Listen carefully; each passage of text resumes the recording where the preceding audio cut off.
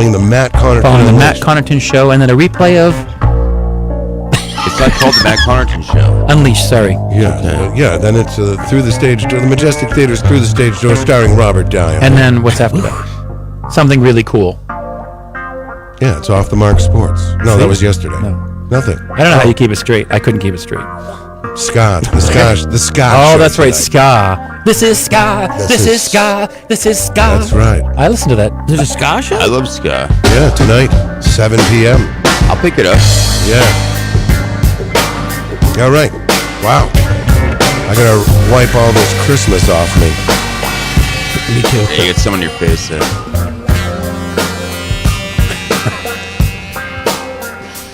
Robbie, Is that whipped cream? Robbie, yo. Thank you. You going to the mall with us later? Sure. All right. What time? I don't know. What time are we going, Kyle?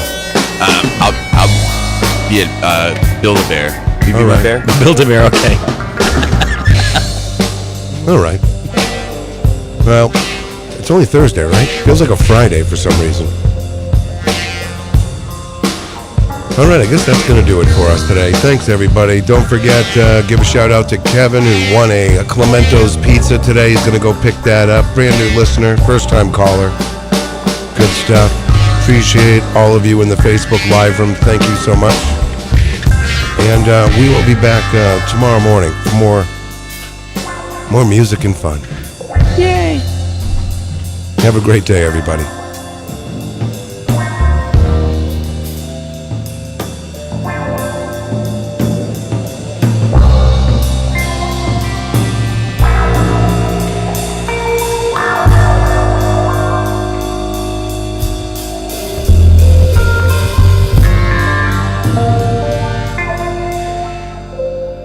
I really wish you all a good Merry Christmas. I really do.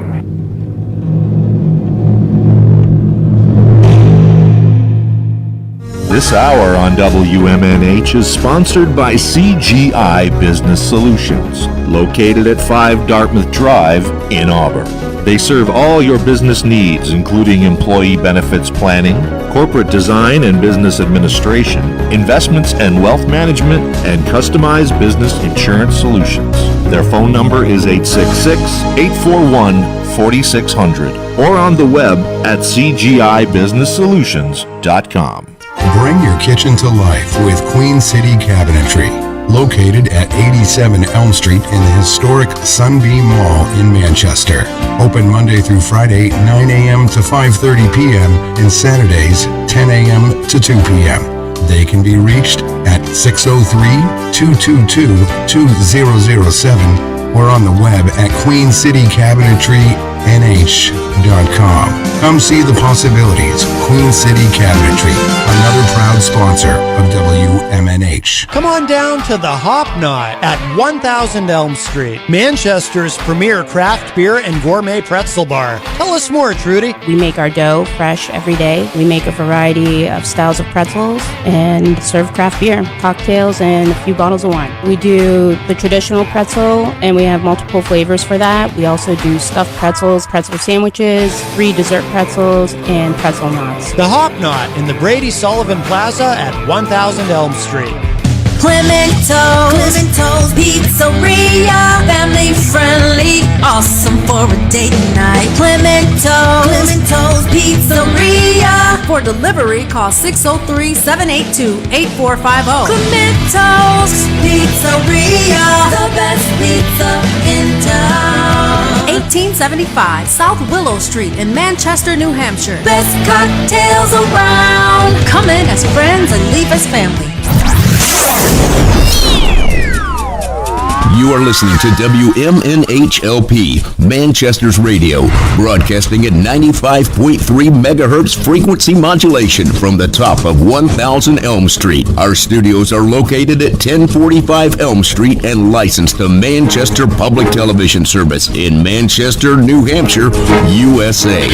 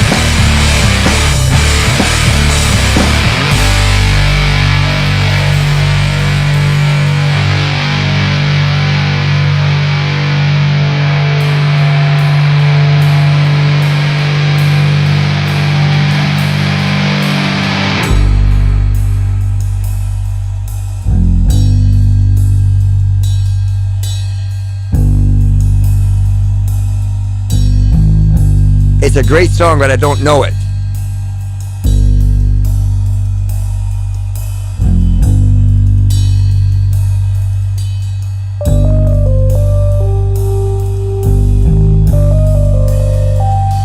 Oh, guys.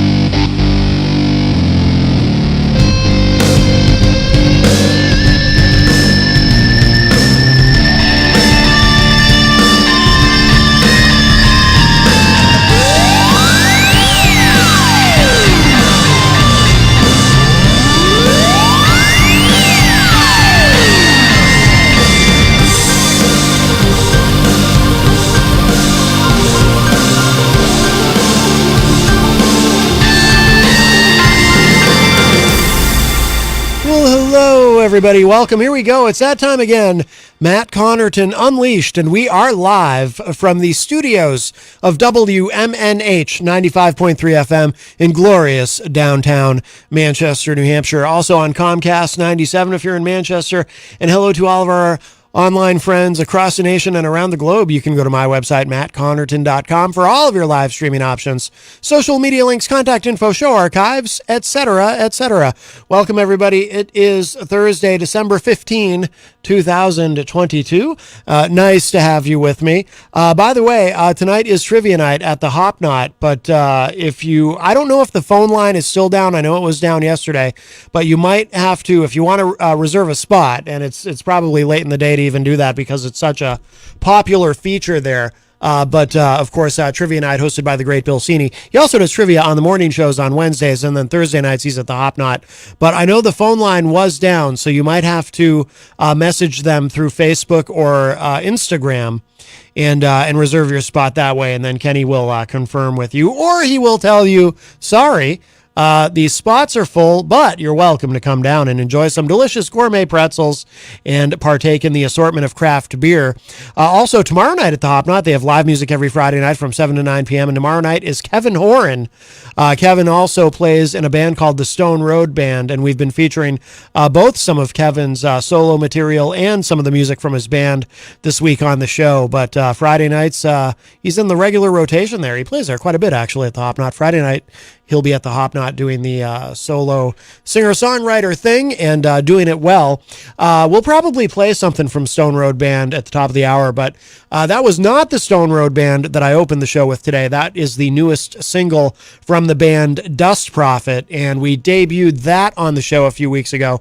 My friend Otto Kinzel and his great band. That is called Song 4, and that got a huge response from the audience. People were calling, people were talking in the chat room about how much they really like that song. It's cool.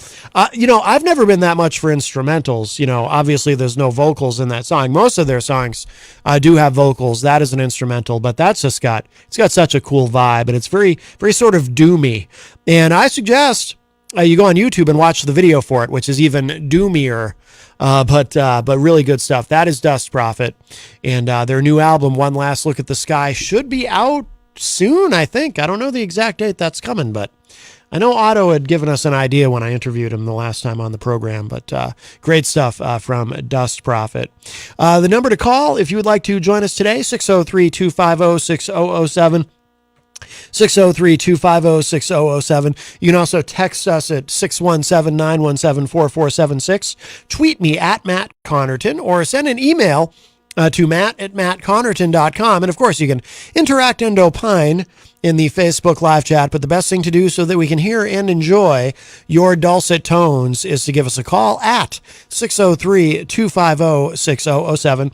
We have much to get to. Going to try to get to some of the things that we did not get to yesterday. Yesterday, we got sidetracked with a conversation about Brittany Griner, which then led into a conversation about Kaepernick, who is not currently in the news. But if you talk about Brittany Griner, you end up talking about Kaepernick, Colin Kaepernick. But and I really enjoyed yesterday's show. I thought that was a lot of fun. I like it when not everyone agrees. The point of this show is not for everyone to agree with each other. We can disagree and have interesting and intellectual discussions and dialogue.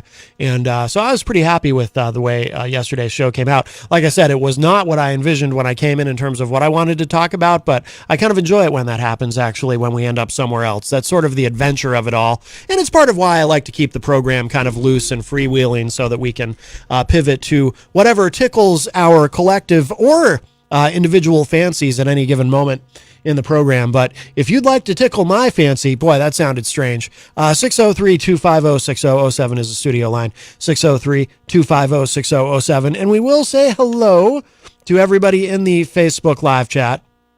And we had a very, very lively chat room yesterday. Let's see.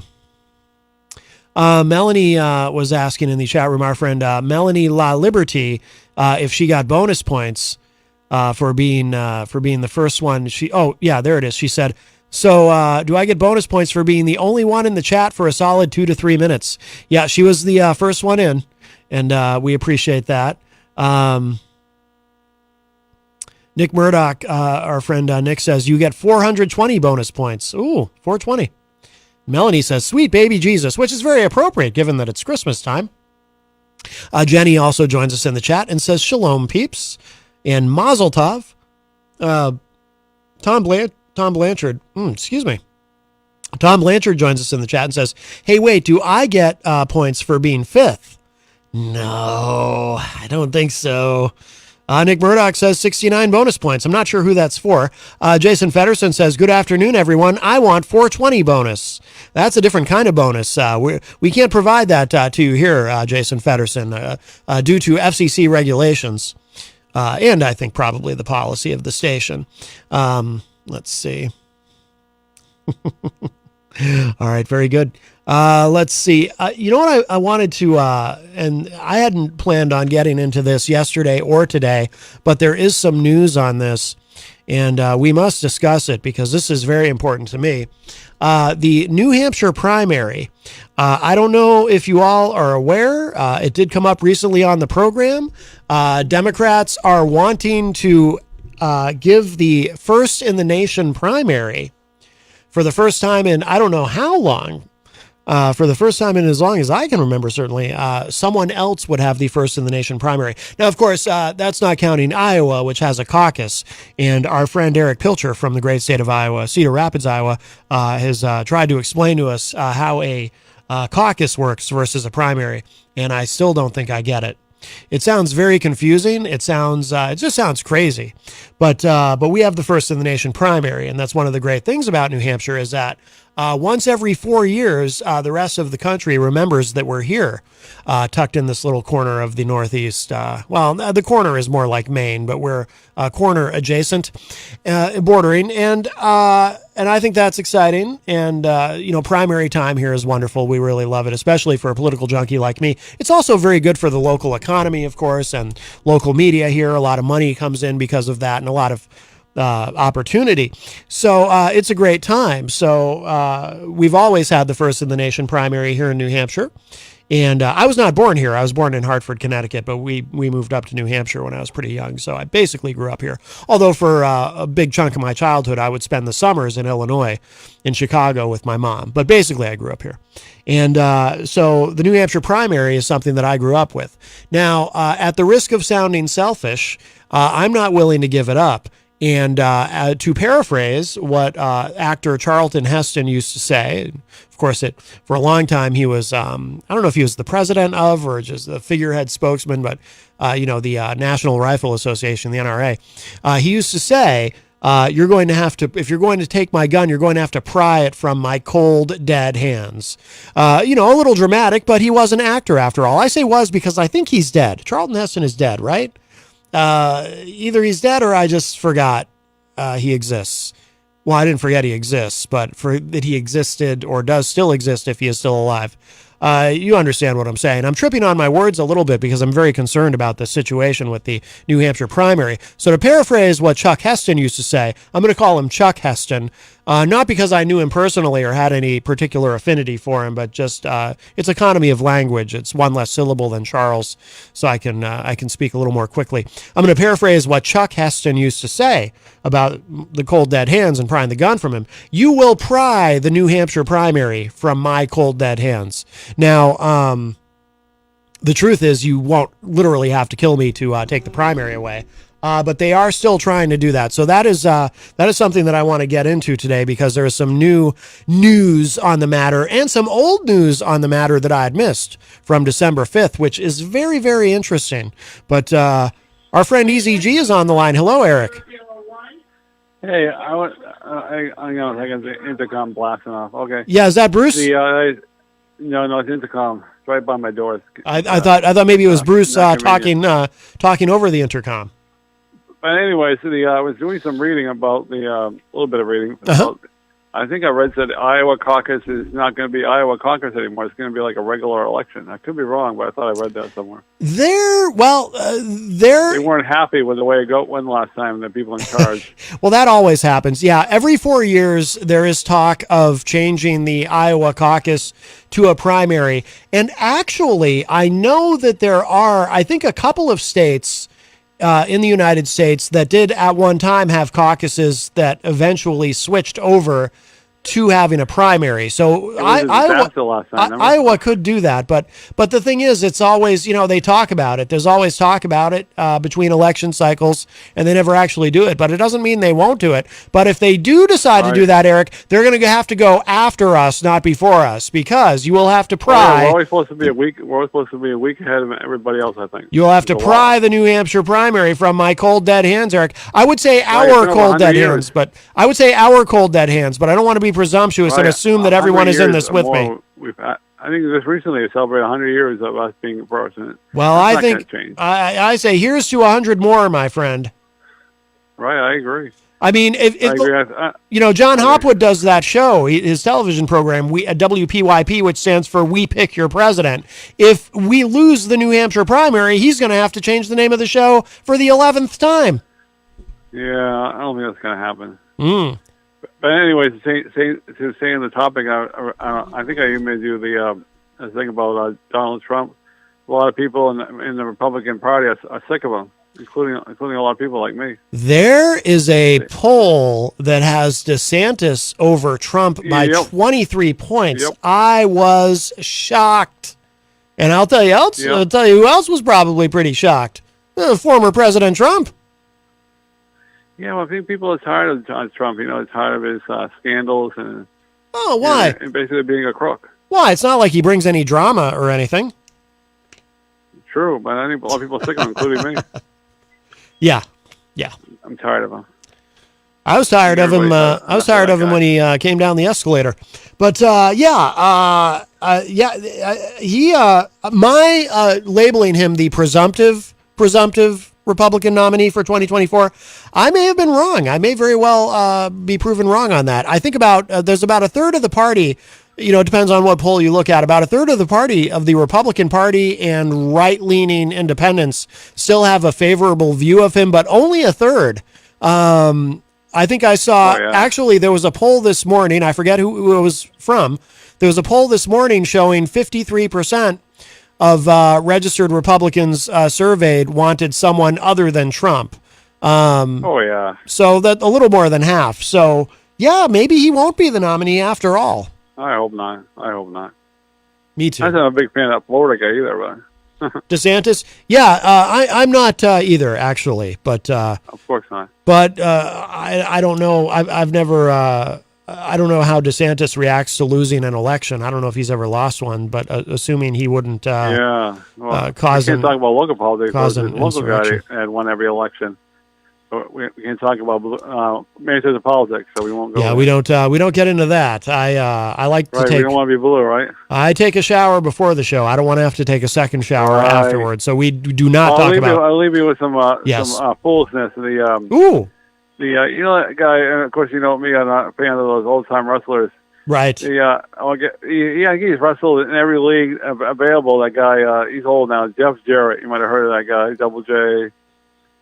I think he was even, he was in TNA. I think it was in WCW. He might have been in the NWO. I know he's in WWE. Now he's in Double AEW. J. J-E, double F. Guy, J-A, double R. Old, where he hit somebody over the head with E his, double T. guitar. It's Double J. Jeff Jarrett. I saw that last night. I said, come on now. How many times I got to see that on AEW? Ugh. I liked him when he was the WCW champion, and he called everyone slap nuts. I thought that was fun. Yeah, he's been everywhere. He has been everywhere. But that's getting old. I saw I watched the whole show. I saw in the highlights this morning. You know, they say in wrestling, if you can't win, you cheat. MJF there, of course, when the ref wasn't looking, he hit the up and coming star right in the below the belt. Bobby the Brain Heenan used to say. Of course, he won. Bobby the Brain Heenan used to say, "Win if you can, lose if you must, but always cheat and never get caught." Right. Yes. But I was listening to his promo about he hates everybody and I'm not a big fan of that guy. Double J, Jeff Jarrett. That's J-E, double F, J-A, double R, E, double T. I'm not a fan. Oh, you're not a fan of MJF? Wow. Oh, I love MJF. I've seen so many wrestlers over the years, do their promos, and I'm not impressed. Yeah, but that guy's a star. That guy's an absolute star. Jenny likes him, too. You think he may be a star, but I'm not a big fan of his stardom. But I hope he never comes to WWE. We just stays in AEW. Well, I would have said that when Vince was still running the place, because they probably would have not known what to do with him and ruined him. But I think he'd be in good hands with Triple H. He's going to come back, but a lot of people say they don't want him back. So Vince. A couple new scandals, and Vince is still a majority. Losing commercials on the USA or Fox. Vince McMahon is still the majority shareholder in that company. However, but people don't want him back on the board. TV. The board would have to approve his coming back. It's not as simple as him just coming back. So if he could get the board to approve it, commercials. People promote the wrestling shows. Yeah, I don't think he'll be back. I'm sure he regrets leaving. I wonder what he does now all day. Think he's in the gym? The future WWE guy, you think? Possibly. We'll see. He talks about the bidding war of 2024. Right. And that, of course, I got. He's injured right now, but you still think that CM Punk is coming back AEW, huh? He's still in the contract, as far as I know, right? He's still under contract. I know there's rumor online that he wants out, that he wants them to buy him out, but that could be a ruse. Maybe they'll. I mean, obviously, what happened was a shoot, but maybe they can turn it into a work, and he comes back and they make some money with the big storyline. Last night, Kenny Omega and the Young Bucks are back, and they have this battle, best of 7. And of course, then again, the other team they were doing when the ref wasn't looking, he hit him with the foreign item. Of course, they won the match. So you know what they say again: if you can't win, you cheat. I know that. Kenny Omega said, "We fight next week." He says, "I want to make it no disqualification." Mm-hmm. You know, that way anything goes. But that's the way in wrestling all the time. Anything goes when the ref's not looking. You know. That's what. You hit him with a ring, or you hit him with that. Anything you get a hold of. Oh, you hit him below the belt. Mm-hmm. I mean, it's wrestling. Yeah. Yes, it is. Yes. Texas. Once in a while, they admit that no rules, but it's that way all the time. Right. The ref's part of the gimmick, he looks the other way, you get away with, smashing something or I can't understand. I'll leave it this side. What's going on with that AEW, that ring that MJF has? Is this another gimmick?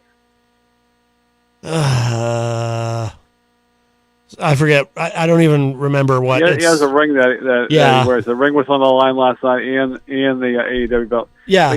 Kevin Stark was the guy wrestling. He knew the first time he put the belt on the line. He knew he wasn't going to lose the first time. Come on. It's almost like it's scripted. But that Kevin Stark guy was pretty good. He's a new guy. Oh, Ricky Starks, yes. Ricky Starks. He's amazing. New guy.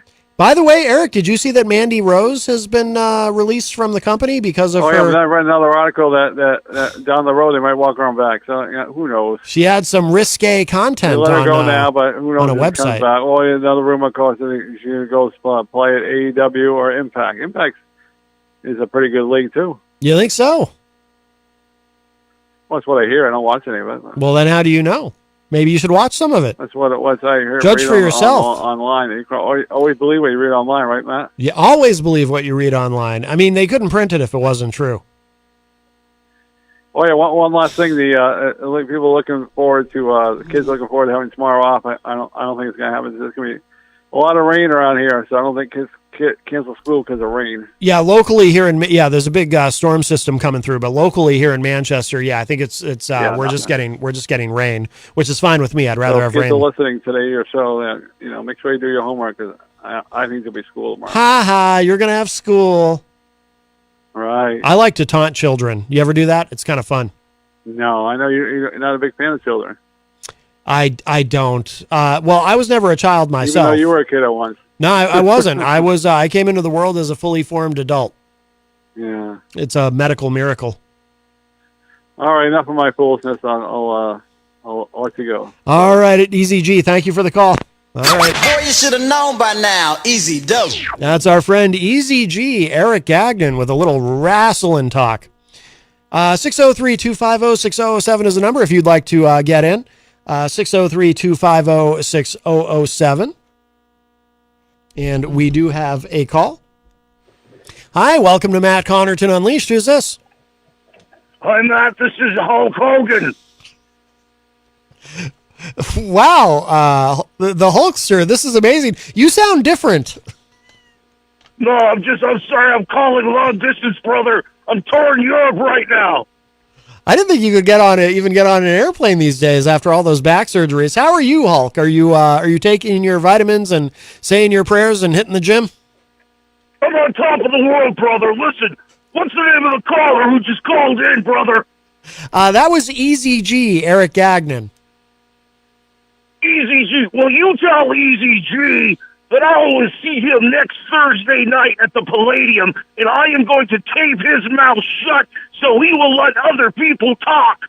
Oh, my goodness. Wow. Oh, by the way, Hulkster, while you're on the line, I just want you to know I finally showed Jenny your legendary match from WrestleMania 18 versus The Rock. She enjoyed it very much. Oh, yeah. This little macho man there. Yes, even though you lost the match, but you did have a broken rib, and it was terrible when you were attacked afterward by Scott Hall and Kevin Nash. But at least you formed a tag team with The Rock the next night. But I did show her that, and she enjoyed it. That's right. I'm glad she did, brother. Because, I've always said, men cannot live on bread alone. Yes, I remember you. I remember you saying that. Yes, that's you would say say your prayers, take your vitamins, and man cannot live on bread alone, brother. Yes, that's right. And don't forget, Matt, to tune into pay-per-view next Thursday night because I will be at the Palladium to kick Easy G's butt, so he will let other people talk. He loves to hear his own voice, brother. You think so, Hulkster? You think so? Snap into a Slim Jim. All right, very good. A little bit of I think sometimes what happens there with the Hulkster there, Hulk Hogan, is occasionally he'll have a moment where he's channeling my favorite wrestler, Macho Man Randy Savage, and I think he channeled a little bit of Macho Man there with the Slim Jim. Macho Man Randy Savage, my favorite wrestler of all time, by the way. But wow, that was nice to hear from the Hulkster. And a little aggressive, and apparently he's going to be doing bodily harm to our friend EZG Eric Gagnon at the Palladium next Thursday, 1 week from today. Get your tickets now, or you can probably order that on pay-per-view. Or on the Peacock Network. Very exciting, very exciting. Wow. The luminaries really come out for this program, and it's quite wonderful. So thank you, Hulkster. And 603-250-6007 is the number if you'd like to join us. 603-250-6007. Let's see. Nancy Clayton joins us in the Facebook live chat. Hello, Nancy. As well as Crystal, our friend from the great state of Illinois. Nick Murdoch says, I was talking earlier about, I call him Chuck Heston, the actor and NRA and gun enthusiast or fetishist, as John Hopwood would say, although I am pro-Second Amendment. But Nick Murdoch says that Heston went to heck in 2008. Oh, he's been gone a long time then. Okay. You ever see the Michael Moore film, Bowling for Columbine? I have some ambivalence about Michael Moore. Some of his work I like, and some of it, it's like, I have some critiques of him, but there's that moment at the end of Bowling for Columbine where he goes to interview Charlton Heston, and it ends very strangely. But Rocky Huber joins us in the chat and says, I'm trying to get EZG to sell his friends edibles at the old folks home. Help me out. Oh. Well, yeah, you know, maybe you just got to sweeten the deal. Crystal says, the Iowa caucus thing seems too confusing. Yeah, it does. Like I said, our friend Eric Pilcher has explained it, and I still don't understand it. Rocky also said, wow, EZG getting political. Much respect. Yes. Miriam Banish joins us in the Facebook live chat. Hi, Miriam. Melanie said, I was tired of Trump when he was in Home Alone. You know, didn't they remove him from that too during his presidency? If you watch Home Alone on, I don't know, whatever it's on Netflix or whatever, didn't they actually remove his cameo in that? I thought I remember reading that at the time. Crystal says, told you I didn't think Trump may not get the nomination. I have seen people prefer DeSantis over him on a large scale in my feeds. Interesting. Yeah, I may very well turn out to have been wrong when I refer to Trump as the presumptive nominee. Of course, DeSantis hasn't even announced anything yet, and there's been speculation that he may or may not run in 2024. He might bide his time and wait until 2028, wait for Trump to blow over. And DeSantis is still young. And in fact, he's younger than I thought he was. He's only 44. But on the other hand, the wind is at his back. He scored a big victory over Charlie Crist in his bid for re-election, did very well in that election. And there seems to be a lot of enthusiasm for him in the Republican Party. So it kind of seems like if he does wait, he might run the risk of missing his moment. He certainly is ascendant in the Republican Party, and he's definitely a legitimate threat to Trump and is emerging as more and more so, it would appear. What does Trump call him? Ron DeSanctimonious.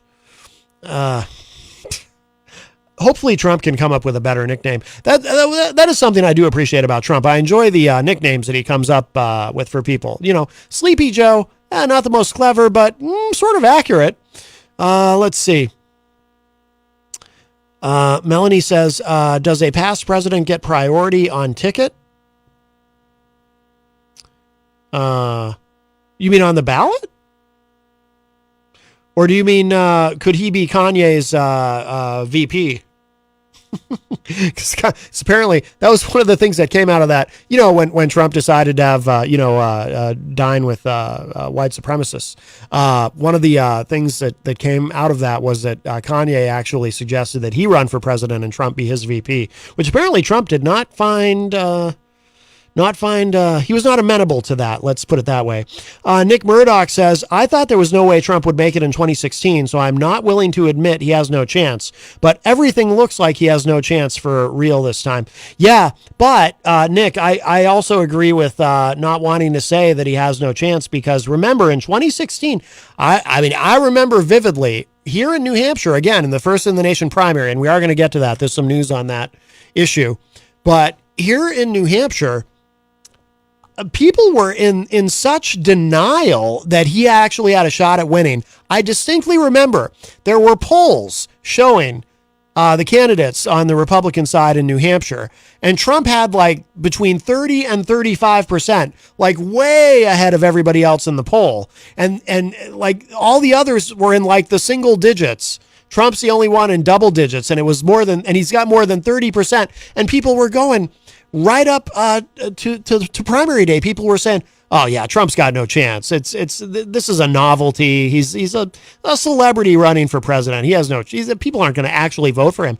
And I was like, guys, you can be skeptical about polls, and they don't always turn out to be completely accurate, although more often than not they are, which is kind of the point. But he's the only one in double digits, well into double digits. His next nearest competitor is double digits behind him. Of course he's going to win the New Hampshire primary, and he did. I didn't think he was going to win the presidency, and he did lose the popular vote by 3 million votes, but he did win the presidency. But I knew very early on he was going to win the New Hampshire primary. But yeah, there was so much denial here in New Hampshire, and I don't just mean among Democrats. I mean among Republicans who are saying, "Oh yeah, there's no way Trump's going to win the primary," but he did. And once he won the New Hampshire primary, that legitimized him in the minds of many people, and he was off and running.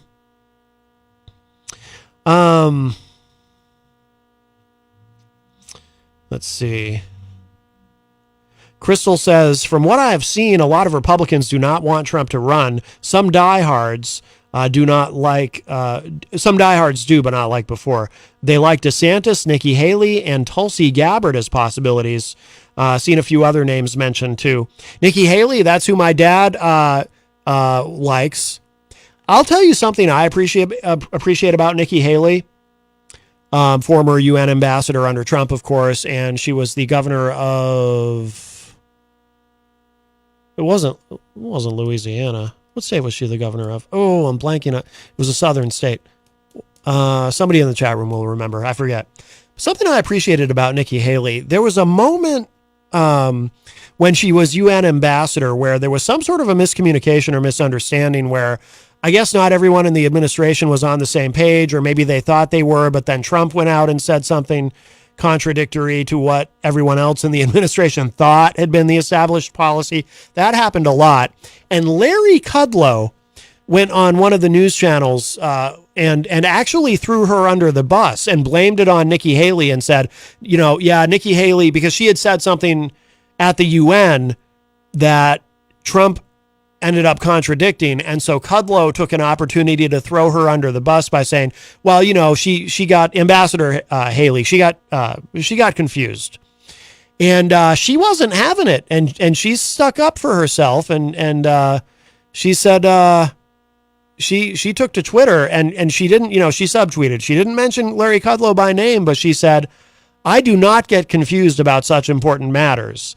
And if anyone's miscommunicating, someone miscommunicated to me, but I do not get confused.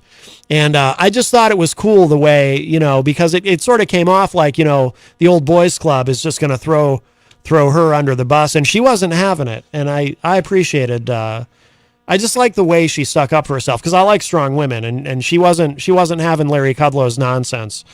Where she could have just quietly, taken that. But she didn't. She stuck up for herself, as she should have. I like that. I mean, I probably, she's pretty conservative, I think, so I probably disagree with her on a myriad of issues. But I notice, I don't know, I notice things that probably nobody else even remembers that. What? Larry Kudlow said something about her and she responded, what? But no, it happened. I remember. Let's see. Crystal says, Trump drama burnout. They know he comes with that, and another 4 years is a lot. Yeah, that's true. Scott Robinson joins us in the Facebook live chat. Ooh, Scott loves the Hulkster. He always wants Easy G to talk about the Hulkster. Scott says, ooh, maybe he doesn't love the Hulkster. He referred to him in the chat room as the Huckster. He says, the Huckster is calling in. All my dreams have come true. Scott says, Hulkster, don't threaten Easy or else I'll take you on in the ring. My goodness. Yeah, I don't think we're going to see. It was an empty threat, I think. We won't see Hulk Hogan in a ring again. He's had quite a few back surgeries. He can't possibly, he's too fragile at this point. I mean, for a long time, at one point, he was actually in a wheelchair temporarily, I think. And then he was walking with a cane. He might even still be walking with a cane. He's had a lot of trouble. I've in more than one interview, he's talked about how, Melanie says, have a good night, everyone. Too much wrestling talk.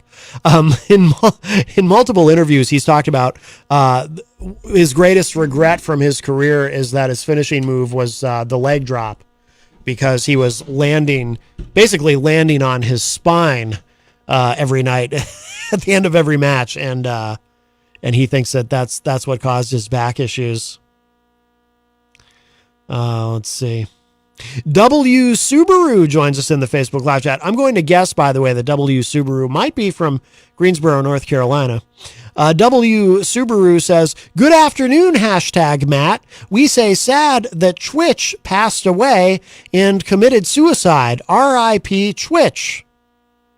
Well, what are all those streamers going to do? No, are you, actually, I think, are you referring to the guy from Ellen, the Ellen show? The DJ and co-executive producer? He committed suicide. I knew that he died. He committed suicide? Was his name Twitch? Rocky Uber says, I'm feeling if we invoke Mr. Sacco and stuff it down Easy's mouth, it will shut him up, Hulk. Yes. Well, that would shut anybody up, I would think.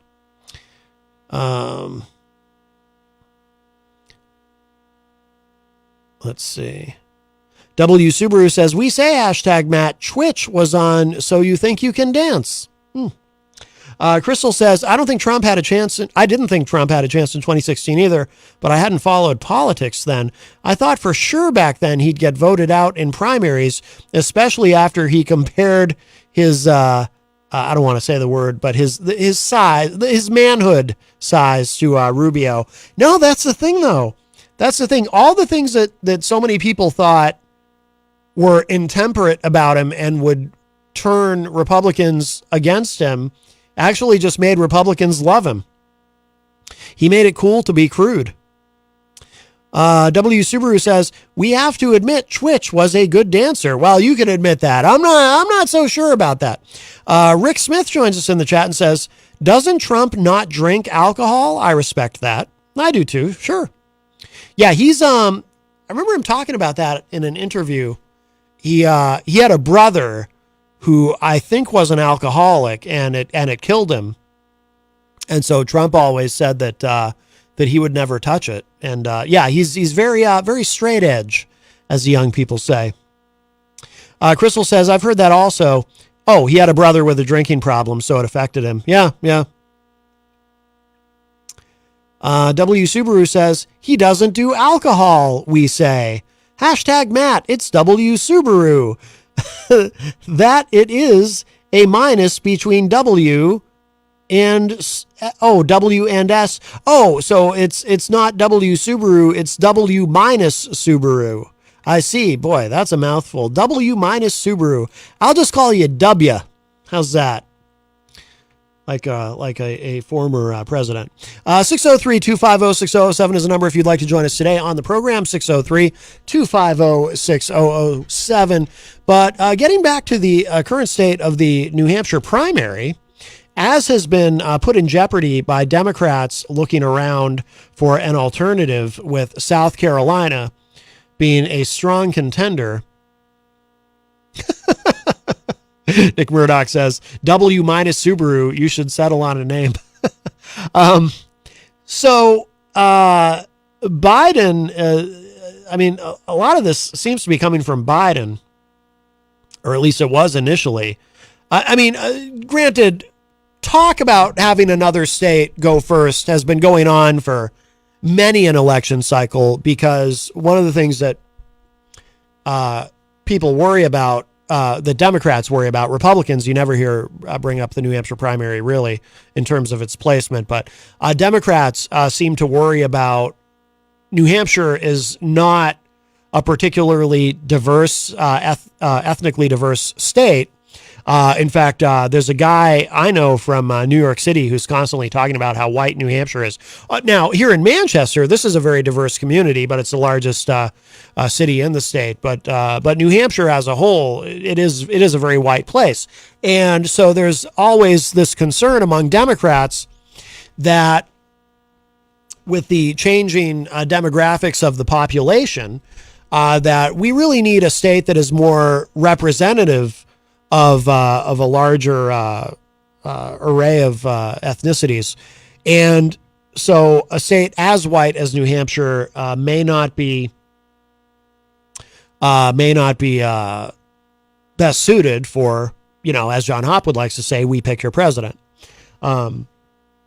So that's been an ongoing conversation, but I don't think I've ever seen the drive among Democrats to move the first in the nation primary to another state other than New Hampshire. I don't think I've ever seen that have as much energy as it does right now. Now, like I said, part of that is coming from Joe Biden himself.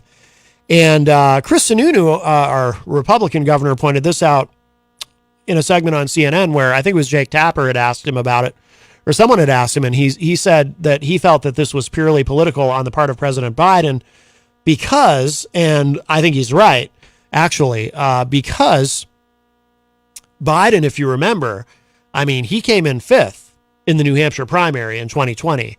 The only reason he is president today is because he went on to South Carolina very early in the day. In fact, I think the Bidens left New Hampshire by like 3 p.m. And we're already in South Carolina campaigning. And so he owes his presidency to South Carolina, but more specifically, he owes his presidency to South Carolina Congressman James Clyburn. I've said this many times on the show, and I don't say that hyperbolically. I mean, he literally owes his presidency to James Clyburn. Without James Clyburn, there is no President Joseph Robinette Biden, because he was, he was DOA on his way to South Carolina after doing so poorly in New Hampshire. But 2 things happened that Clyburn made sure happened. One was Clyburn made sure that Biden said during the South Carolina debate that he would, if elected president, that he would appoint the first black female Supreme Court justice to the Supreme Court. That was helpful, and Clyburn told him, apparently, and it's in Clyburn's book from what I understand. I haven't read it, but I've heard Clyburn talk about this. But he told Biden, look, make sure you say that. Make sure you say that. That will go a long way. And the other thing that Clyburn made sure of course, was, he endorsed very publicly, very loudly endorsed Biden. And he had that line. He said, "We know Joe, but more importantly, Joe knows us." And that resonated. So you can see where, Biden certainly has an affinity for South Carolina. But Mike Doyle is on the line. Hi, Mike. Hey, Matt. What's going on? Hey, what's up? The usual, huh? Hey, that Easy G talk time, that's riveting, man. That's riveting. You enjoy that? What about the Hulkster calling in to threaten to tape his mouth shut? Yeah, the Hulkster. He needs a little work on the growl. You got to get a little deeper on that growl.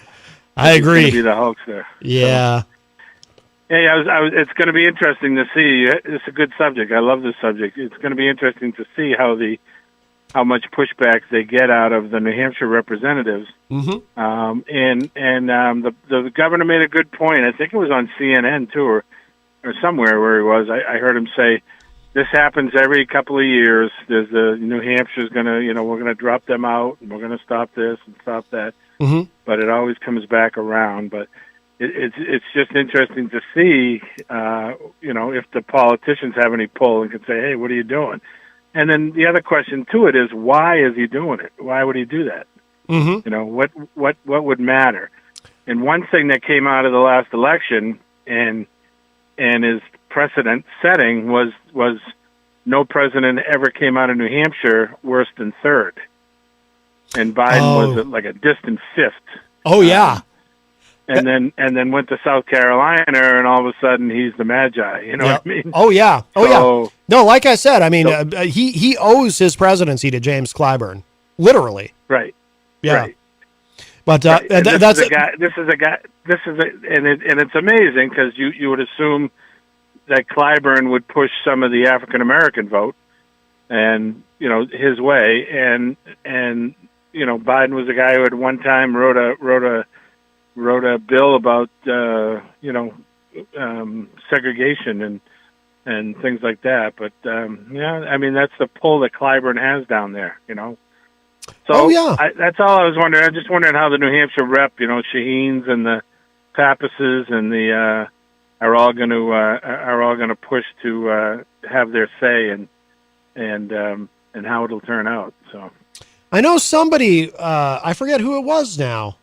It might have been Shaheen. Somebody spoke up, or maybe it was Hassan. Somebody spoke up and broke with him on that. One of the Democrats publicly said they disapprove of the idea of moving the first primary out of New Hampshire, as they should object to that. I mean, I don't want to lose it. When you started talking about it, I said, we hear this a lot, though. We've heard it before. Yeah. And so, is it just a thing, or is this time now that there was such a difference between New Hampshire, and Biden being distant fifth, and then all of a sudden South Carolina putting him to the top of the ticket? Strategically, I guess that's a good move, right? But how many bridges do you burn to get there? Yeah, and if he's doing it out of because he owes James Clyburn a favor, and I'm not saying he doesn't owe James Clyburn a favor in a sense, but if that's the real reason he's doing it, then that's not good. I don't really think that's it, though. I don't.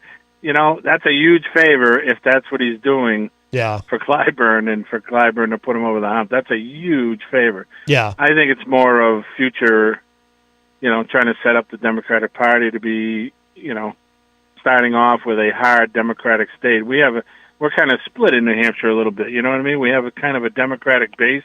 Yeah. But we have, a Republican governor, and so there's a little bit of a mix, probably with an edge to the Democrats. So for them, that's probably just too much of a mixed breed. Where I can go to South Carolina, and from day one, I can come out of the gate firing. Mm-hmm. Mm-hmm. So that's just a thought, but I'm just interested to see how much our contingent battles for this, and if it goes anywhere. But yeah, me too.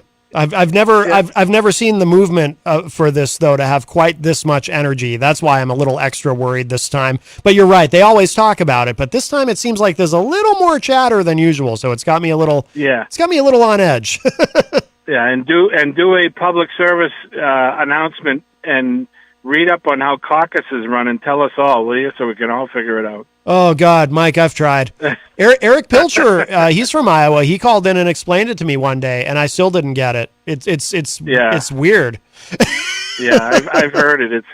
It's the strangest thing. People move from one side of the room to the other after the first vote. Then they're all sitting in bleachers, and they move from one section to another because of a percentage or something. It's like, what? Yeah. What are we doing? How about just one vote, one person? Yeah, that seems a little more efficient. Yeah. Yeah. All right, well, I'll talk to you later. All right, Mike, thanks for the call. Appreciate it. All right, good topic, though. Yep. All right, thank you. All right, bye-bye. Oh, Mike, you still there? Sorry. Yeah, you there? Yeah. Hey, one more thing, and I just wanted to, I heard this last night on the news, and it kind of puts in perspective the southern border. Yes. And when you talk about the southern border and the amount of people coming over, you just say the amount of people come over. People don't put it in relation to something. I heard last night that 5.1 million roughly have come over since Biden's been in, and that is more than the population of Ireland. Wow. And when you put it in perspective to that degree, we've taken in a country. And I don't think it's gonna hurt people like me because I'm older. I'm in my 60s. Mm-hmm. But what ripple effect will that have to the younger your years, the younger generation than you and the young generation, what ripples for, schooling, society, health, hope. We want to help them all, but I'm just saying there's got to be a ripple effect just based on services services available. Let's put it that way. Sure.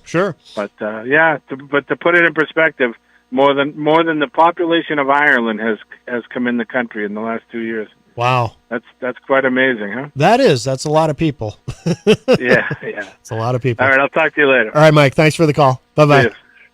All right, that was our friend Mike Doyle, and that does open up a line for you, 603-250-6007, 603-250-6007.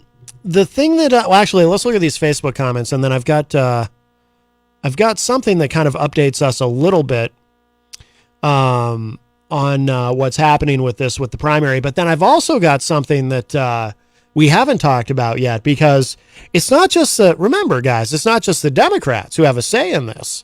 The Republicans do too, because it's not like we have a separate Democrat and Republican primary, right? But we'll get to all of that. But let's see.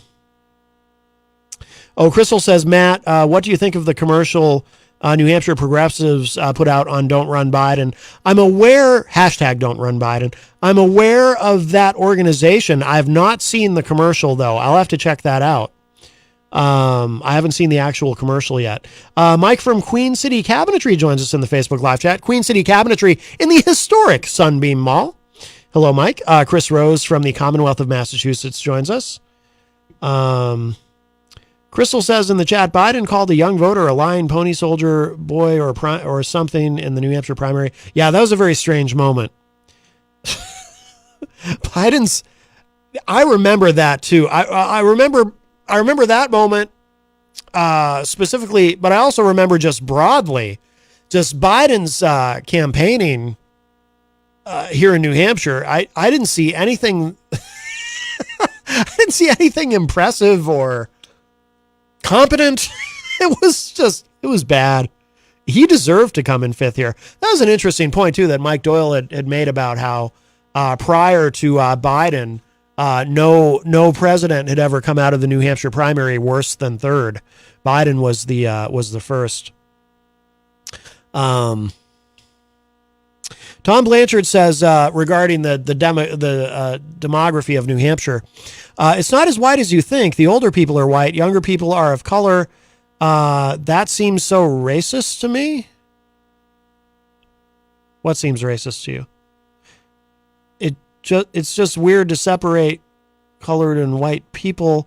Why can't we just be people? Oh, I agree. Yeah, it'd be nice if we could just be people and not worry about. Yeah, like I always say, I don't even like to use the word race. I really don't. When we talk about race, I feel like I'm trapped in an episode of Star Trek. Don't get me wrong, I love Star Trek, but in Star Trek you've got the human race, and you've got the Romulan race, and the Klingon race, and the Vulcan race, and the Ferengi race, and this is weird. It's like we're all humans. We're one race. We're the human race. I prefer the word ethnicity. Different talking about different ethnicities, not races. But race is a social construct. Ethnicity is genetic. Race is a social construct. But unfortunately, we say race when we really don't need to.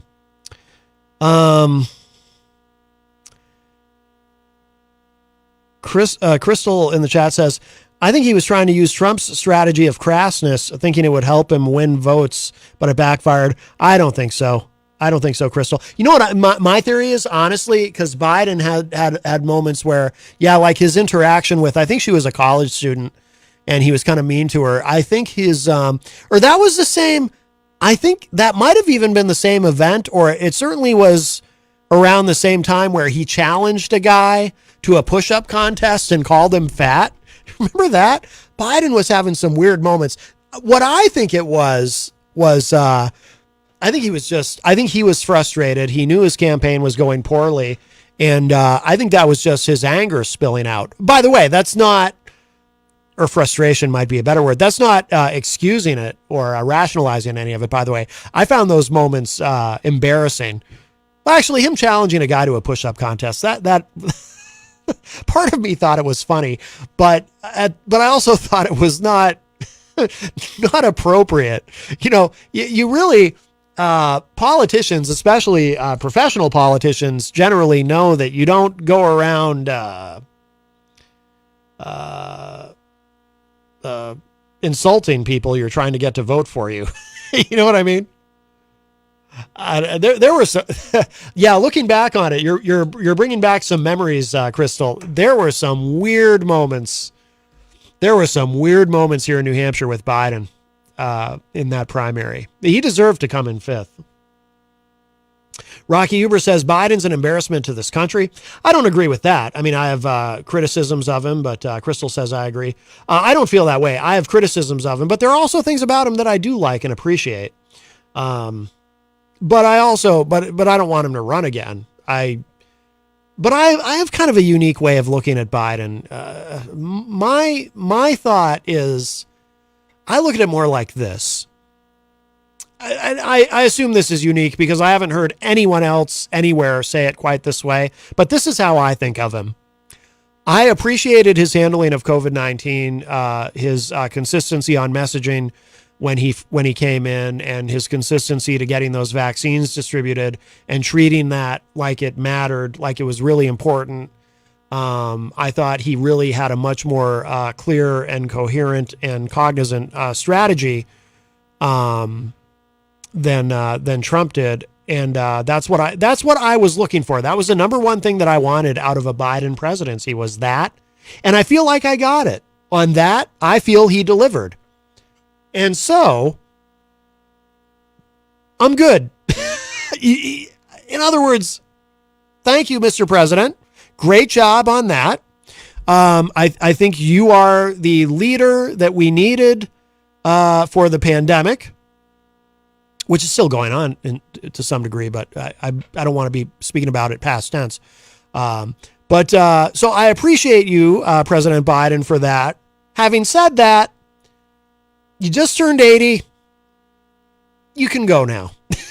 And again, I try really hard not to be ageist because it's not really about the age, right? I mean, I've met 20-year-olds who sometimes start to mumble when they talk and seem like they're a little incoherent. So, it's not just about his age. I mean, his age does play a role into it, because if you pay attention to him today, whether he's giving a speech or interacting with the media, and then you compare to, say, 10 years ago when he was 70, there is a clear difference. I mean, he's always been gaffe prone, and he's always stumbled on his words a little bit. We only learned a few years ago that he actually has a stutter that he's able to control for the most part. But he definitely, if he was 10 years younger, a 70-year-old Biden, I would have no issue with him running again. Probably even 75-year-old Biden, but 80-year-old Biden, it's Mr. President, again, thank you. Thank you for getting those vaccines distributed. Thank you for your management of the COVID-19 pandemic. Great job. Enjoy your retirement. You earned it. You earned it, sir. And just time to, him and Trump both, just guys, you're getting on in years. Be friends. Go have a beer, or not a beer. Trump does. Well, Trump can have a root beer. Why don't you two guys get together, go have a drink, and just sit, maybe get on a yacht together. Biden's probably never been on a yacht, and just sail off somewhere together and just have a good time. And let's get some new blood in there, huh? I'm just saying. And I'm not trying to be ageist, but sometimes you do need a little youthful energy. Like I always say, how about a young, fresh-faced 65-year-old president? How would that be? Little younger, just a little younger. Someone who can relate to the youth. 65, 66, 67, in that range. We don't need 80-year-old. We don't need octogenarians running the country. I'm just saying. Let's see here. Very busy chat room. And we're at the top of the hour. Oh, we're past the top of the hour. Crystal says in the chat, LOL, I didn't know Biden called someone fat and challenged a guy to a push-up contest. Yeah, it was the same guy. He said, it's a weird, I'm sure it's on YouTube, Crystal. You got to see it. It's a weird moment. It's very odd. It's the kind of thing you go, what is happening here? Why is he saying these things to this man? I mean, I understand the guy wasn't being the guy was asking him, I don't even remember what the guy said to him. He was clearly not a Biden supporter, but, typically when you're trying to get people to vote for you and support your candidacy, you don't go and insult them and challenge them to athletic competition. That's not usually how that works. W- Subaru says, we're back, #Matt, because we were cooking a meal for us. And by the way, it is between W minus S. That is a minus of a dash. That is, we meant to say. Oh, very good. We will say Biden is a good president, and we say, don't get me wrong, and he is the best and confidential, #Matt. Rocky Huber says, Matt says we should have voted for Biden for his pandemic stance. There's a lot more to the presidency. Maybe he should have headed the CDC, not the nation. There is a lot more to the presidency, and it's a mixed bag to me. I mean, there's things about the Biden presidency in a macro sense that I don't like, and there's things that I do. I mean, if I had it to do over again, I still would have supported him. Let's see. I guess we're caught up there. We should get to a break. And then we'll come back in the second hour. I do have more on the New Hampshire primary. Like I said, there's an update on that, some of the maneuverings. But then there's also, I want to look at too a little bit about what the Republicans are saying about this, because the one thing we have to try to keep in mind here is, it's not like we have two separate primaries. It's all on one day. So sure, the Democrats can decide whatever they want to about moving the primary, but they kind of have to get the Republicans to go along with it, right?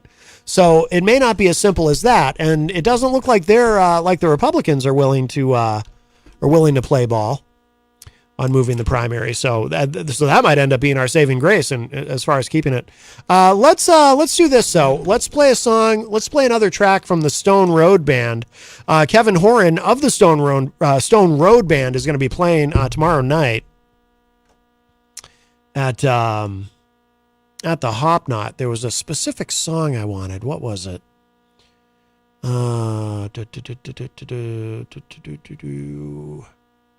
Oh, now I can't find it. Well, that's frustrating. We'll go with this one, actually. I haven't played this one recently, Friend of the Fire. We'll go with this. Friend of the Fire from the Stone Road Band. Let's give this a listen, and then we will show some love to our amazing sponsors, and then we'll be back with hour number 2, Numero Dos, of Matt Connerton Unleashed, coming right up. Don't go away. Stick around. Plenty more to come.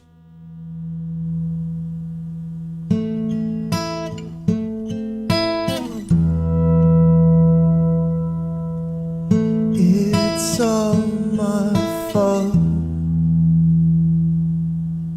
One trip and fall. But can anyone see I'm still here? Buried alive with all my fears. Take away time and all its progress, just to feel safe in my own way.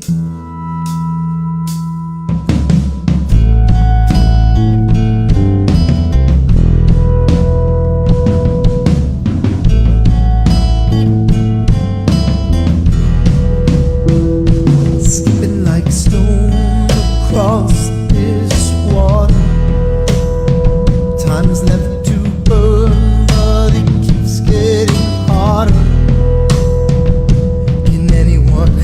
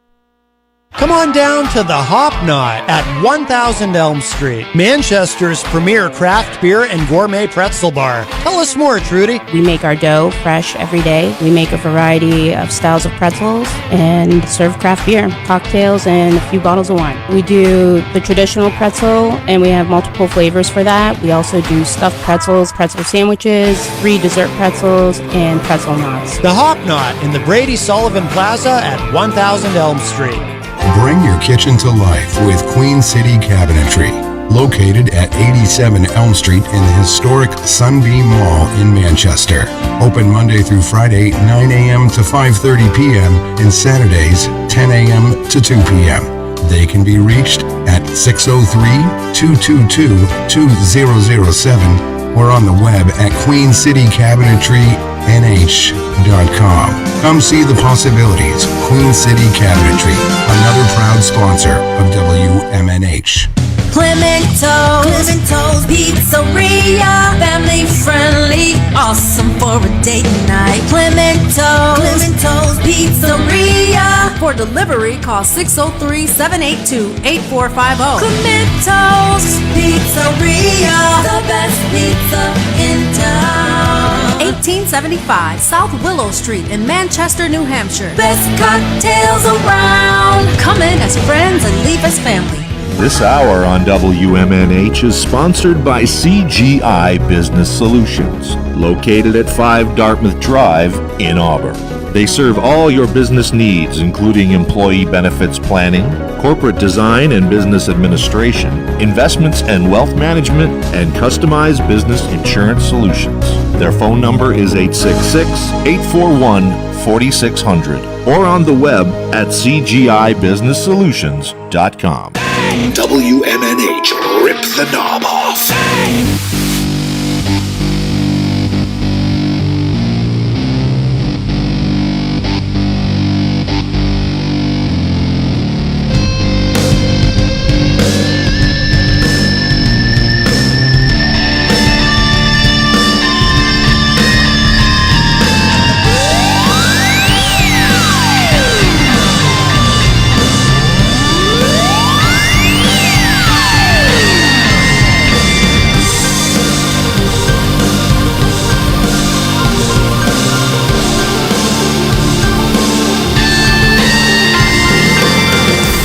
Hello, everybody. Welcome back. It is, we are well in hour number 2, numero dos, of Matt Connerton Unleashed, and we are live from the studios of WMNH 95.3 FM in glorious downtown Manchester, New Hampshire. Also on Comcast 97 if you're in Manchester, and hello to all of our online listeners across the nation and around the globe. You can go to my website, mattconnerton.com, for all of your live streaming options, social media links, contact info, show archives, etc., etc. Today is Thursday, December 15, 2022. So welcome, everybody. So nice to have you with me. By the way, it is Thursday, which means tonight is trivia night at the Hop Knot. I don't know if it is still the case, but I know that yesterday they were having difficulty with their phone line.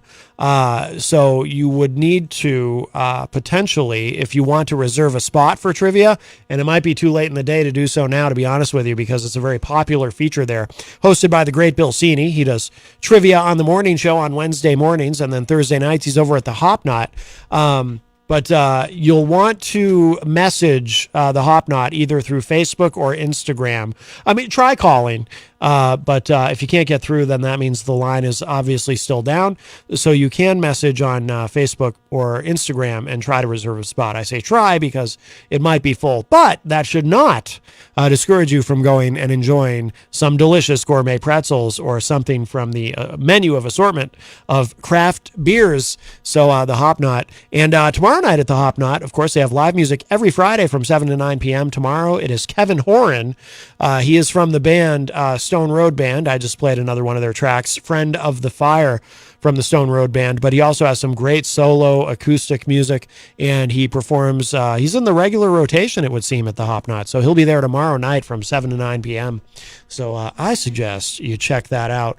If you'd like to join the program today, 603-250-6007 is the number, 603-250-6007. You can also text me at 617-917-4476. Tweet me while you still can before it goes away, before Twitter goes away forever, tweet me at Matt Connerton or send an email to matt@mattconnerton.com. And of course, you can interact and opine in the Facebook live chat. But the best thing to do so that we can hear and enjoy your dulcet tones in real time is to give us a call at 603-250-6007. We've been talking mostly about the New Hampshire primary, the first in the nation status of which is in grave danger, my friends. No, maybe not. I mean, like our friend Mike Doyle said when he called, there's always chatter, there's always talk about moving the first in the nation primary to another state. But this time around, there seems to be a renewed level of energy behind the idea, some of that driven by our president, Joe Biden. By the way, in the chat room, W-Subaru says, we are covering some Hall and Oates songs, #Matt. Very nice. I do love Daryl Hall and John Oates. I'm a huge fan. Angela Philbrook joins us in the Facebook live chat. Hello. She says, I know it isn't the current topic, but are you buying any Trump trading cards? Oh, good Lord. Yeah, maybe if we have time, maybe we'll get to that today. There was a big announcement about Trump trading cards. Nick Murdoch said in the chat, Maddie's not paying attention to the chat. We can do whatever we want while he plays songs. Oh, I'm always paying attention. W-Subaru says, We Will Do is a Hall and Oates Christmas song is Jingle Bell Rock. Yes, Daryl Hall and John Oates. Actually, fun fact, they recorded two versions of Jingle Bell Rock. One with Daryl singing and the other with John singing. And MTV, when I was a kid, they would play both versions. They would alternate them. So that was kind of fun. Rocky Huber is challenging W-Subaru. Call into the show and sing it, or it's a lie.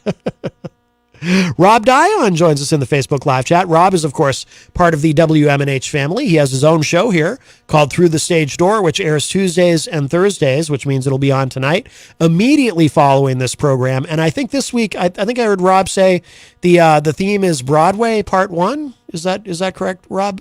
So that is tonight, right after this show here on WMNH. And Rob, of course, also does Name That Tune Thursday mornings on the morning show with Peter White and the Entertainment Report there as well. A very, very popular couple of segments.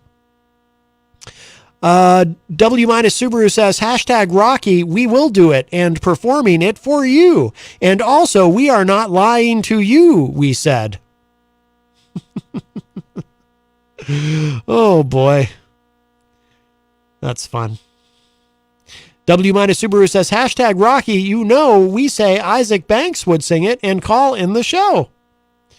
Everybody in Greensboro knows Isaac Banks. It's interesting. Our friend DJ Steve Light joins us in the Facebook live chat. Hello. DJ Steve, of course, we see Friday nights here during Retro Spectrum Radio with Paulie C. every Friday night here at WMNH from 8 to 11 p.m. I have the honor and privilege of being one of Paul's co-hosts on that show, along with DJ Steve. And I believe this week our friend Gonzo is joining us as well.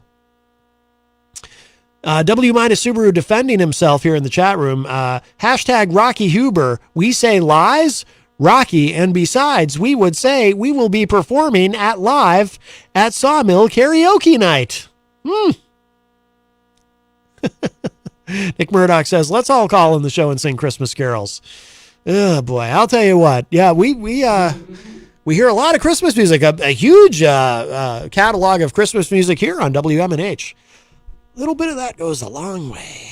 Anyway, 603-250-6007 is the number, 603-250-6007. Getting back to the New Hampshire primary, the first in the nation primary here in New Hampshire, in grave danger.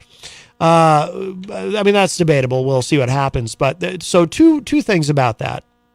So this is an update from thehill.com, just posted this morning. Democrats mull alternative to South Carolina amid divisions over first in the nation primary. So this is part of why, by the way, I say this time around there seems to be a little extra energy to this whole thing, is because not only are some Democrats talking about moving the first in the nation primary to South Carolina. Some Democrats are talking about, or if not South Carolina, maybe there's another state we can move it to. And that's discouraging. I would like to hear more Democrats talking about, or, hey, here's an idea. How about we just leave it the hell alone? I would like to hear more of that. But instead, we're hearing a lot of this. It says here, Democrats are quietly discussing plans to propose a possible compromise state as the nation's first in the nation primary, following vocal concerns about South Carolina from all corners of the party. The informal talks among strategists, former campaign advisors, activists, and those close to state parties are largely centering around 3 states, Georgia, Nevada, and North Carolina, as possible alternatives to kick off the 2024 nominating contest, with proponents citing their racial diversity and general election importance as upsides. I got a bad feeling about this, guys. I think they're really going to do it this time, or they're going to try to. Adam Green, co-founder of the Progressive Change Campaign Committee, said, quote, "There are still conversations happening behind the scenes about this. I think there's a process right now of conversations happening, people getting ducks in a row and seeing if there's a collective effort to make this push," unquote. When President Biden put his thumb on the scale for South Carolina, the place he won handily in 2020 that supercharged his ascent to the nomination, it rankled Democrats who saw him as having politically motivated tunnel vision about the next presidential election. It's not that Democrats don't like his choice, but many see more viable options that check the same boxes and offer more benefits, and are now finding themselves in uncomfortable opposition to the administration. You see why, though, I'm concerned as we read this article from thehill.com. Notice what this article seems to be saying. Well, Biden wants to move the primary to South Carolina, but then you've got these other Democrats who have concerns about maybe that's not the right state to move it to. What's missing from all of this? The Democrats who are saying, other than the Democrats from New Hampshire, of course, the Democrats who are saying, hey, how about we leave it the way it is? You see why I'm a little concerned. It says here, Green said, quote, "The White House put a lot of people in a difficult situation because nobody wants to be fighting the White House on this thing. The obvious move is for people to say together that it should be a diverse state that is competitive in the general election like Nevada, Georgia, and North Carolina, and let the White House choose which one they want to go first," unquote. Over the past few days, the trio of alternatives have taken on new consideration as calls for another choice intensify. Those 3 states have been discussed among Democrats who want to maximize the party's chances of winning against the eventual Republican nominee in 2024, regardless of who's on the ticket on their own side. Democratic strategist Mark Burns said, quote, "A lot more pushback than I expected for the 2024 primary Joe Biden protection plan," unquote, noting the swiftness of the criticism after Biden sent a letter to the DNC earlier this month. Georgia, in particular, is top of mind for Democrats eager to find a suitable swap for South Carolina, and Senator Raphael Warnock, Democrat of Georgia, his success in last week's runoff has allowed for those voices to be heard with fresh interest. Biden won Georgia narrowly while running for president, and now, for the second consecutive cycle, the state has sent Democratic candidates to the Senate, indicating that they can be more effective in their quest to turn the state from purple to blue. I don't know. You barely got it from red to purple. I wouldn't, we'll see. Quote, "Georgia, I think, makes a lot of sense because now it is a major swing state and reliably Democratic in the last couple cycles," unquote, said one former campaign worker who advised a presidential candidate in 2020. The large population of black voters also helps those in favor of the state make their case. In Biden's letter to the DNC, whose Rules and Bylaws Committee recently voted in favor of South Carolina, Biden emphasized the significance of that crucial constituency having more of a say in shaping the electoral process. Those who want Georgia say that state is appealing for the same reason Biden mentioned, and note that prominent figures like former Democratic gubernatorial nominee Stacey Abrams and other voting rights activists have already put in the organizational muscle to make it competitive long term. On top of that, Georgia doesn't have the baggage that many say South Carolina will have after Biden pushed it to the front of the line.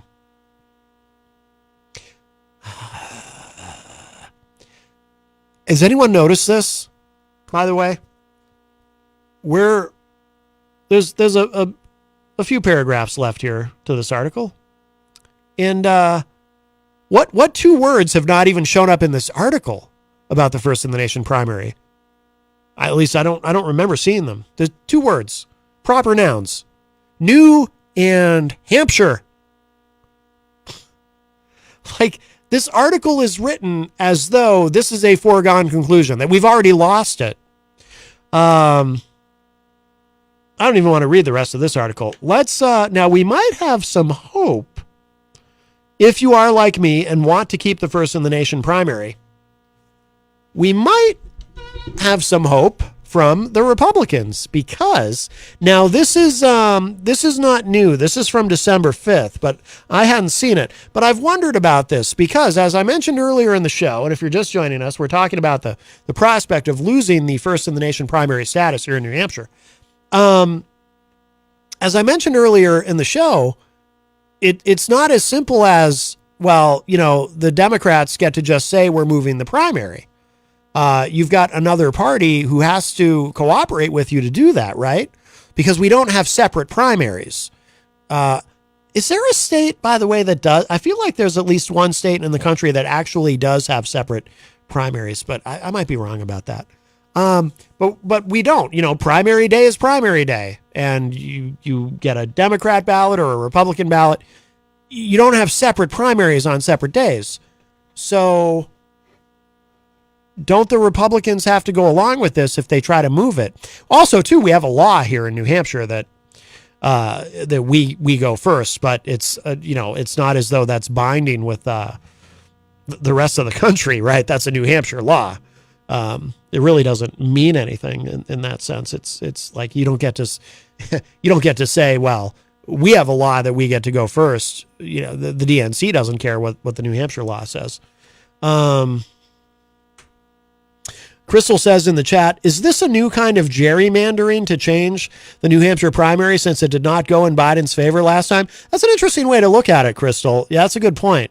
I wouldn't have thought to use that term, gerrymandering. I mean, not literally, obviously, but a new kind of gerrymandering. Yeah, in a sense, that you're right. That's a good insight.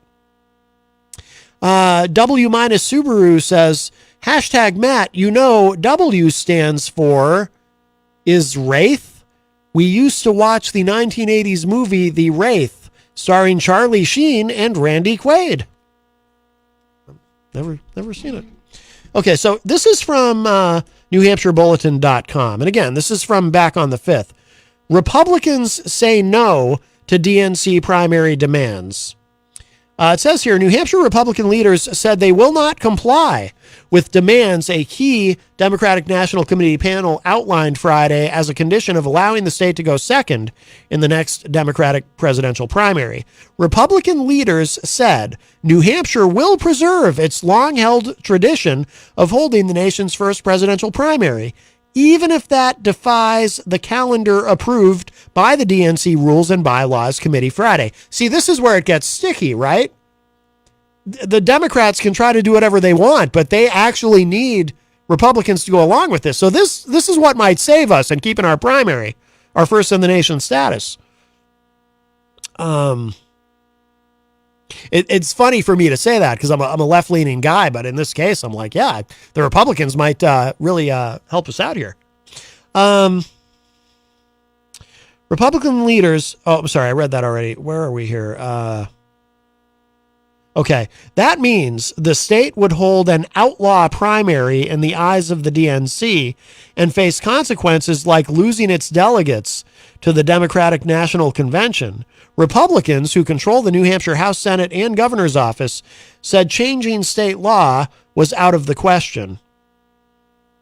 By the way, so for people not in New Hampshire who don't know this about the makeup of New Hampshire politically, so we have a Republican governor, a moderate Republican governor, and our state legislature and state Senate and everything is all controlled by Republicans. but our congressional delegation to Congress, our senators and congressmen are all Democrats. So basically we have Democrats representing us federally, but we have Republicans representing us statewide. Governor Sununu said in a statement, quote, New Hampshire will not be blackmailed by Joe Biden and his political hacks in the Democratic Party, unquote. According to the schedule recommended Friday, South Carolina would vote first on February 3rd, followed by New Hampshire and Nevada February 6th. Georgia would vote on February 13 and Michigan on February 27. The schedule has to be approved by the full DNC when it meets next in early 2023. In order to secure that second place slot, the DNC panel recommended New Hampshire lawmakers would have to overhaul state voting laws by February 1st.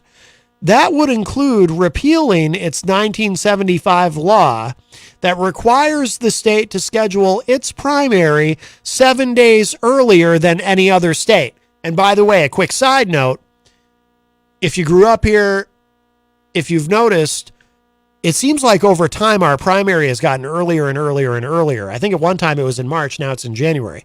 That's because there's been a pattern here. When other states in the past have tried to go before us, they move their primaries up. So we say, well, screw you. We're going to move ours up. And that's what our state law says. We have to be first by 7 days.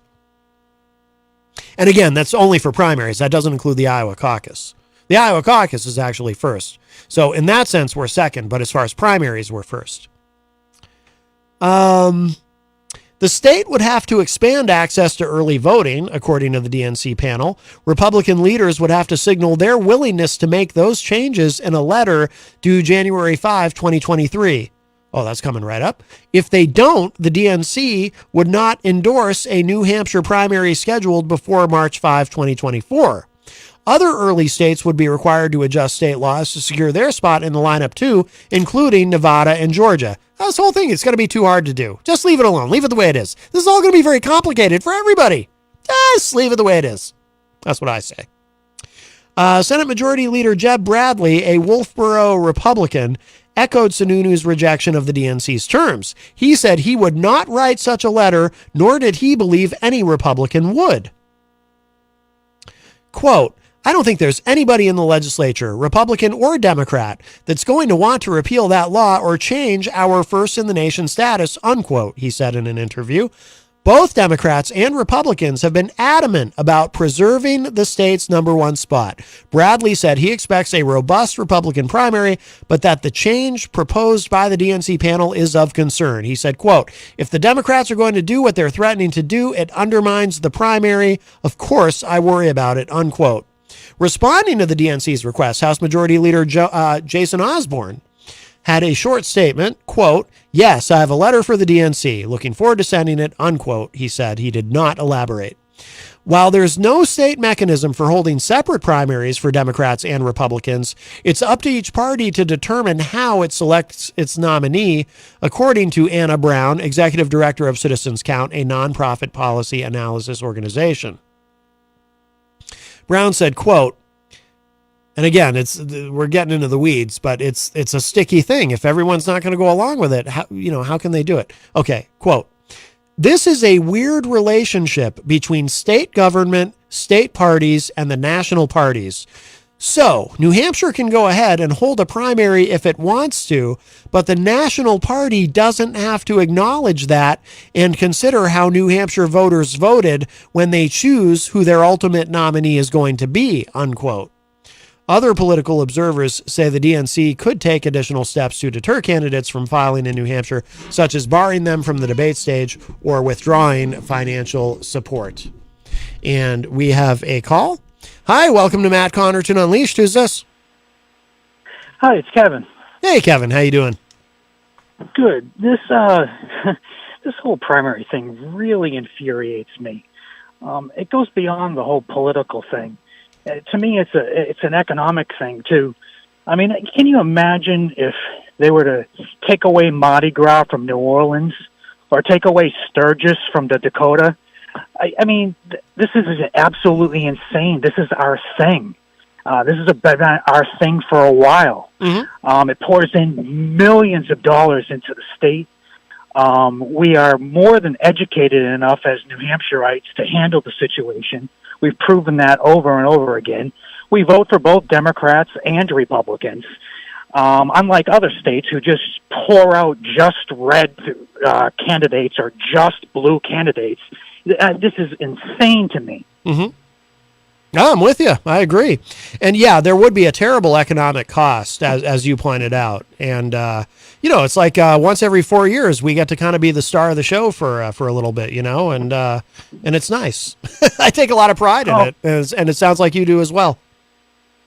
Of course you do. You walk down the street and you see big. I've lived in Manchester my whole entire life. I left to go to college for a little while, but you walk down the street during that time of the year and you see CBS and NBC, and then you're like, oh my God, look at it, so and so, and I just don't get it. You're going to give it to South Carolina? Like they think purple. Give me a break. It's a good point. It's a good point. Yep. No, I'm with you, Kevin. I'm with you. Absolutely. Absolutely. All right, my friend, anything to add? All right. No, that's all right. Just I was hearing you talk and just wanted to give my 2 cents. All right, I'm very glad you did, Kevin. Thank you so much for the call. Thank you. All right, you got it. Bye-bye. All right, very good. That's our friend Kevin. I think that's his first time calling the show, so nice to hear from him. That does open up a line for you, 603-250-6007, 603-250-6007. Charles Richardson joins us in the Facebook Live chat from the great state of Florida and host of the Charles Richardson Show. He says, hey there, friends. Hello, Charles. W-Subaru says, well, we hope President Biden is just doing right and wrong. All right. A little conflicted message there from W-Subaru in the Facebook Live chat. So we will keep an eye on this going forward. But like I said, it's changing the New Hampshire primary, or changing the first in the nation primary, changing the schedule. It's much more complicated than the DNC just deciding, South Carolina's going to go first or Georgia's going to go first or whomever. It's not that simple. You have to get buy-in from the Republicans, unless you're going to have two separate primaries, which would be logistically, I think, very challenging. And but it doesn't sound like the Republicans are interested in budging on this, which is good. So, like I said, I'm a left-leaning guy, but I'm hoping the Republicans will remain steadfast in this, and as long as they're not willing to play ball with moving the New Hampshire primary, or with moving the first in the nation status of our primary, I should say, I think we'll be okay.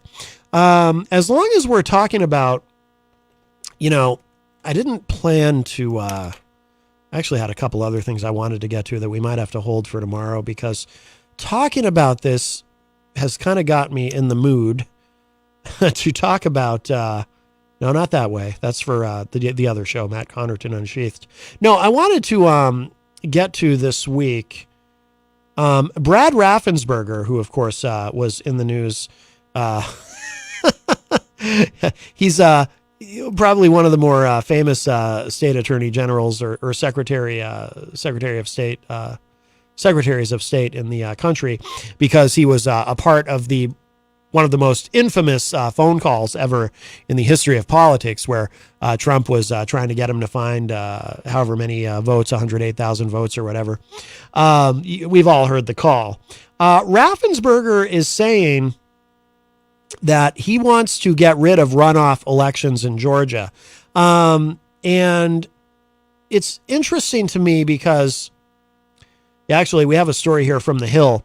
We just had the runoff, of course, and it was a pretty close race, but Democrat Senator Raphael Warnock did win to keep his Senate seat against retired NFL football player and werewolf enthusiast Herschel Walker. But they have a lot of runoffs in Georgia. Now, in Georgia, if neither, what happens is, of course, and you all probably realize this already, but in Georgia, and there's other states that do runoff elections, everybody's got different rules. But in the state of Georgia, if you have two candidates in a Senate race, or two candidates plus an independent or two in a Senate race, and neither candidate gets to 50%, none of the candidates get to 50%, then you have the top two go to a runoff.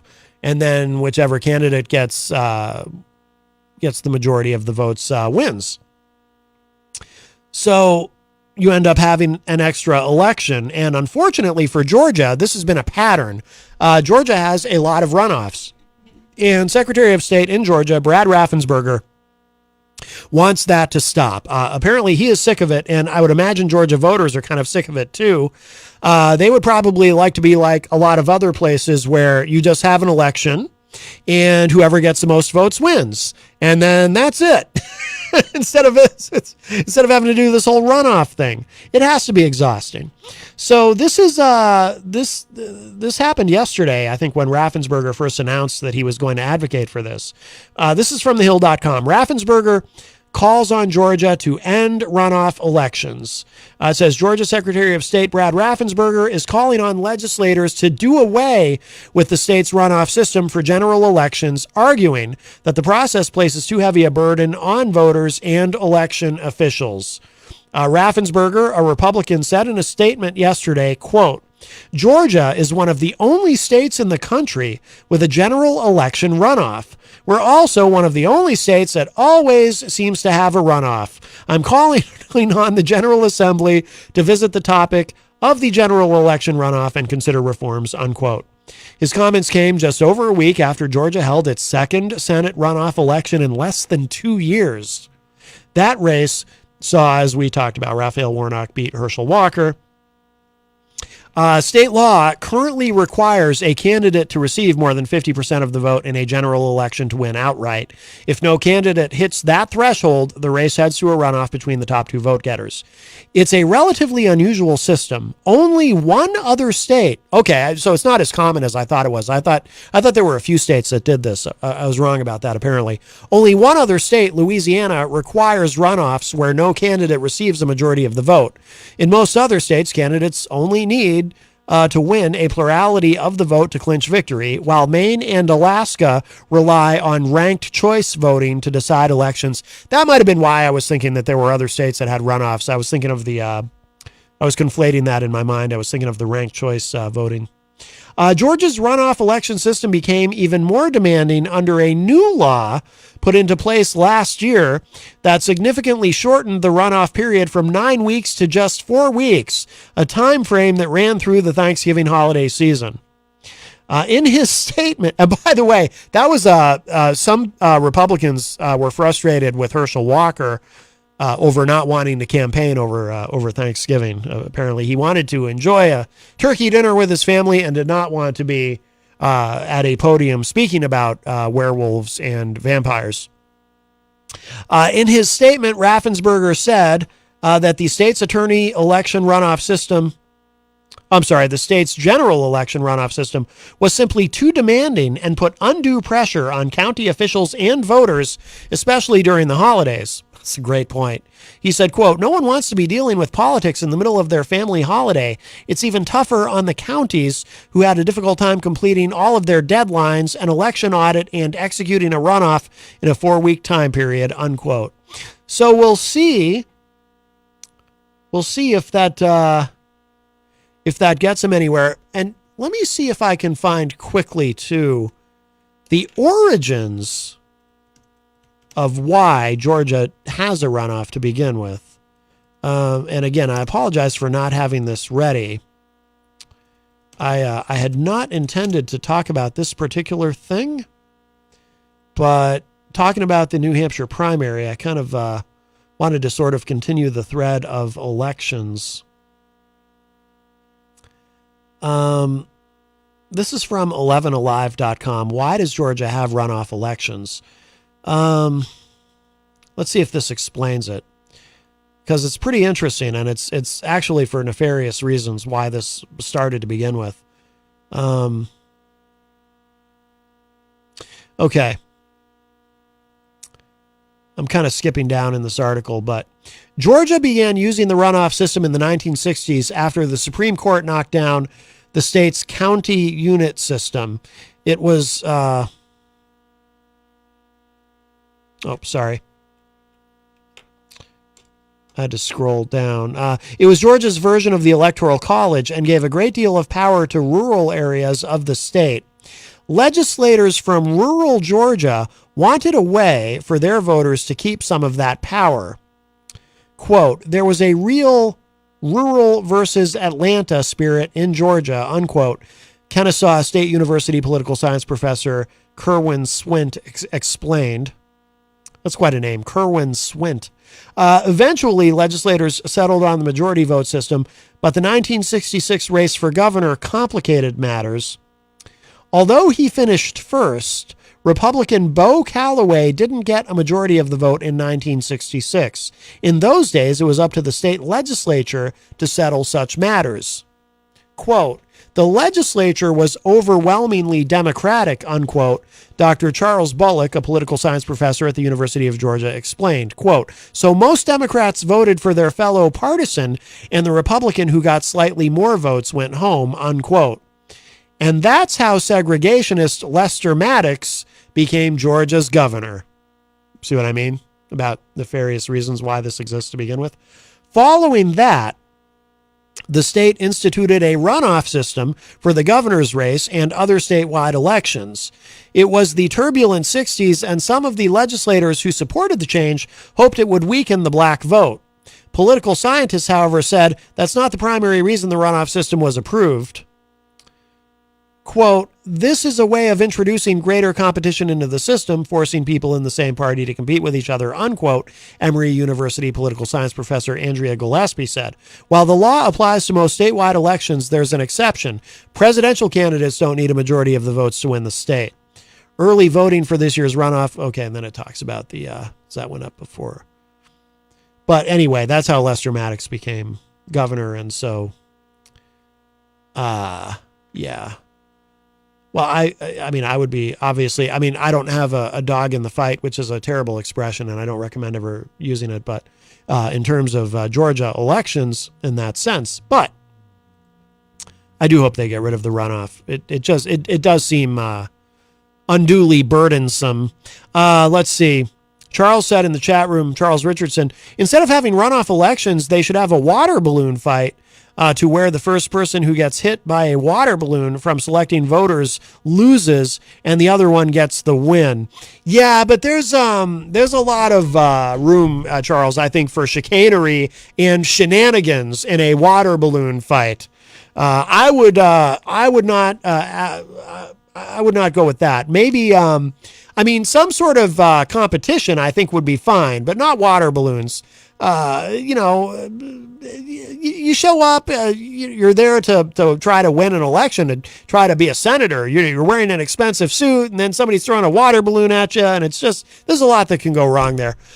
Crystal in the chat says, I would think it would be unnecessarily expensive to have those runoff elections when other states don't have them at all, and unfair to the rest of the nation to have to wait for their results that affect us all. Oh, yeah. That's why they would never be able to do a runoff for the presidential election. That just wouldn't work. But I think they should get rid of them. Yeah, it seems like, it is. It's unnecessary to have these runoffs. I don't think we really have time to get into anything else today. There's a few other things that I did want to get to, but TikTok. There was just very, very briefly. So here in New Hampshire, Rocky Uber says in Florida they wrestle a gator to see who wins. Now that I think is only in Florida. Let's put it that way. That's a good way. Actually, something like that. That's a good way to test who really wants it. You might not necessarily be able to get who's the best candidate for the job, right? But you'll definitely get who wants it the most, who really wants to win that office. Just quickly, so here in New Hampshire, Governor Sununu has banned TikTok from state government devices.